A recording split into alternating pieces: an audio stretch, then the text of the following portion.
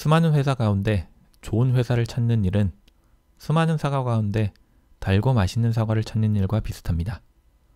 겉으로는 다 맛있어 보이는 사과지만 한 입 깨물어 보면 실망하는 경우가 태반이고, 겉으로는 형편없어 보이는 사과지만 의외로 달콤한 사과인 경우도 많습니다. 시장에 놓인 많은 사과 가운데 좋고 맛있는 사과를 찾기 위해 기본적으로 색깔, 냄새, 모양 등등 자기 나름대로 기준을 갖고 사과를 선택합니다. 그 선택이 성공적일 때면 기분 좋게 사과를 먹으면 됩니다. 반대로 선택이 실망적일 때면 그 실패를 교훈으로 삼아 다음에 더 나은 선택을 하기 위해 노력하면 됩니다. 좋은 기업을 고르는 일도 똑같습니다. 회사의 기본적인 목적이 무엇인지 분석한 뒤 기준과 원칙을 세우고 주식을 선택하면 됩니다. 회사의 근본적인 목적은 영업으로 인한 이익 창출입니다. 따라서 회사가 이익을 잘 내고 있는지는 회사의 매출액에서 원가를 제외한 영업이익이 증가하고 있는지 그 추세를 확인하면 됩니다. 영업이익이 증가 추세면 회사가 영업활동을 잘하고 있다는 뜻입니다. 하지만 영업활동을 잘해서 영업이익이 높다고 하더라도 여러 가지 비용들이 발생해 순이익이 적게 나오거나 심지어 마이너스가 될 수도 있습니다. 따라서 기업이 실제로 돈을 잘 벌고 있는지 확인하기 위해선 영업이익보다는 여러 가지 재반 비용들을 제외하고 순수하게 남는 이익인 순이익이 꾸준히 증가하고 있는지 확인하면 됩니다. 하지만 순이익만으로는 기업의 가치를 판단하기엔 한 가지 문제점이 있습니다. 순이익이 1억이라 할지라도 회사 규모에 따라 1억 원의 이익이 많은 것일 수도 적은 것일 수도 있기 때문입니다. 예를 들어 시가총액이 480조나 되는 S전자의 월 순이익이 1억 원인 것과 시가총액이 4억 원인 태온의 가게의 월 순이익이 1억 원인 것은 엄연히 다르기 때문입니다. 따라서 회사가 얼마를 벌었는지보다는 회사의 규모를 판단할 수 있는 시가총액 기준으로 수익성을 나타내 보기로 했습니다. 주식수와 주식가격을 곱한 총 금액이 시가총액이기 때문에 순이익을 주식수로 나눠보기로 했습니다. 이렇게 하면 회사 규모와 상관없이 한 주당 얼마의 순이익을 벌었는지 확인할 수 있습니다. 이를 지표로 만들어 Earning per Share, EPS라 부르기로 했습니다. EPS를 이용해 기업의 규모와는 상관없이 기업 간의 수익성 비교가 가능해졌습니다. 주식수가 20만 주인 태온의 가게의 EPS는 1억 원을 20만 주로 나눈 500원이 되고, 주식수가 60억 주인 S전자의 EPS는 0.02원이 됩니다. EPS 비교를 통해 똑같이 1억 원을 벌었다 할지라도 태온의 가게의 수익성이 더 좋다는 걸 확인할 수 있습니다. 하지만 EPS에도 치명적인 단점이 있었습니다. 태오가 투자금을 마련했던 것처럼 회사의 미래 수익성을 높이기 위한 투자금을 마련할 목적으로 주식을 더 찍어내면 늘어나는 주식수에 따라 EPS가 작아지게 되기 때문입니다. 회사의 수익성을 높이기 위해 주식수를 늘린 것이 EPS 하락의 원인으로 작용해 투자자들에게 외면받을 수 있는 아이러니한 상황이 발생한 것입니다.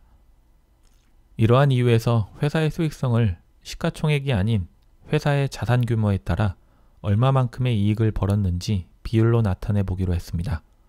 이를 지표로 만들어 Return on Asset, 앞글자를 따 ROA라 합니다. 순이익을 회사의 총 자산으로 나눠 나타낸 것입니다. 이렇게 하면 회사의 규모가 크든 작든 주식을 발행하든 안 하든 모든 회사끼리 비교가 가능해집니다. 태온의 치킨 가게는 처음 태오 돈 6천만 원과 태오가 건희에게 빌린 돈 4천만 원, 총 1억 원의 돈을 투자해 2천만 원의 순이익을 올릴 수 있었습니다. 따라서 태온의 ROA는 순이익 2천만 원에서 자산 1억 원을 나눈 20%가 됩니다. 건희는 코스피 모든 기업의 ROA를 살펴보고 ROA가 10% 이상인 기업들만 추려내는 작업을 시작했습니다. 그러던 중 많은 회사의 자산 가운데 50% 이상이 부채라는 사실을 발견했습니다. 심지어 부채 비율이 100%가 넘는 기업들도 많았습니다. 내 회사의 모든 자산이 빚으로 만들어졌다는 뜻입니다. 빌린 돈이 많으면 그만큼 갚아야 하는 이자 비용도 많다는 뜻이므로 어렵게 수익을 내도 그 수익이 주주한테 돌아가는 것이 아니라 이자를 갚는 데 쓰일 수도 있습니다.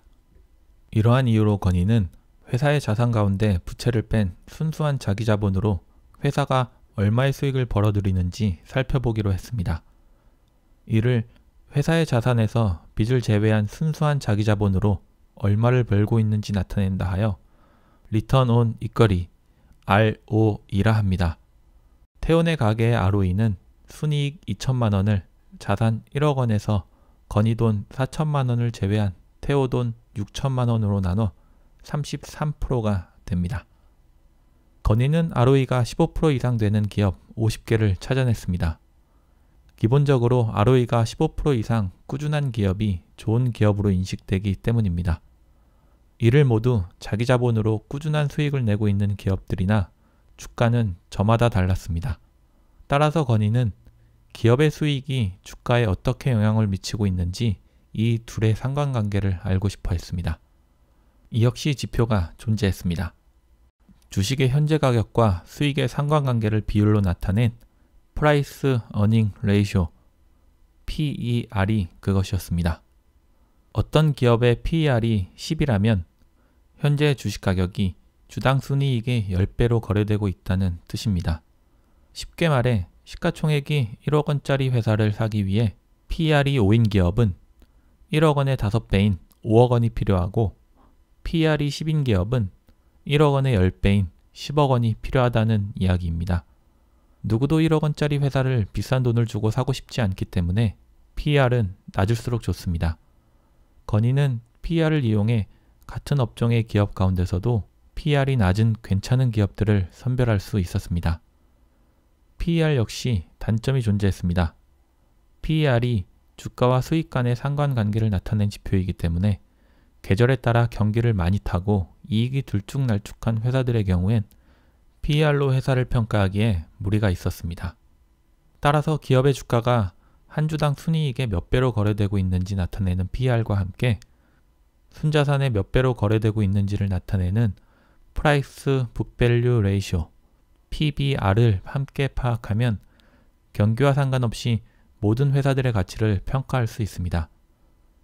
PBR은 간단히 시가총액에서 빚을 제외한 순자산을 나누어 계산합니다.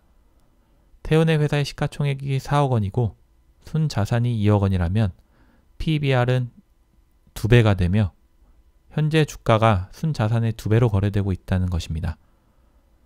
다른 말로 지금 당장 태원의 회사가 문을 닫는다면 현재 회사가 가지고 있는 순수한 자산, 즉 순자산의 2배가 있어야 주주들의 돈을 다 갚을 수 있다는 뜻입니다.